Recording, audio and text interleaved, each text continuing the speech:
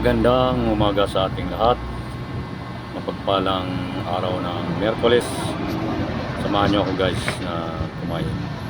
Siyempre hindi natin nakakalimutan Milo. Ang ating ulam is danggit na binirito, spam, at may isang saging. Sabayan nyo ako kumain guys. Ito yung katapos ng ating tasking sa labas. Dito naman tayo sa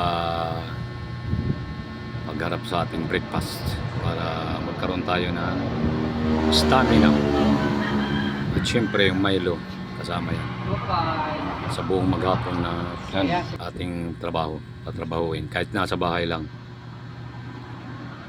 Mag-isa lang akong kumakain dahil si Mrs. nauna na, pumasok na sa trabaho. Itong saging na to guys, masarap din to na ulam. Ni-slice ko ng kabilog tapos sinasabay sa kanin. Masarap na ulam. Mayaman ang saging sa potassium tsaka fiber.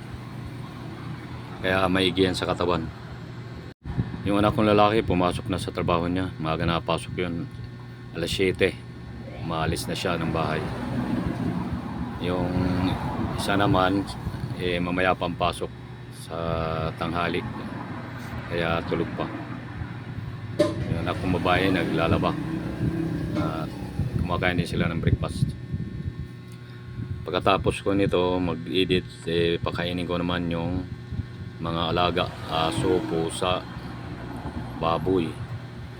Tanghali na nga. Kaso walang ibang gagawa niya kaya tayo lang ang kikilos na. Habang walang bumibili sa tindahan, libre naman tayo. Kaya pwede tayong gumawa sa mga gawaing bahay. Mamaya plano ko nga magpintura sa bubong dahil hindi matukoy kung saan yung butas, tumutulo pag malakas na ulan. Maliit na mahina naman tulo, kaya lang rurupok yung kisame, kaya kailangan gawa ng paraan. Habang ang panahon ngayon ay maganda, maaraw, madaling maturuyo ang. Thank you guys for watching and follow for more. Bye bye, I love you all.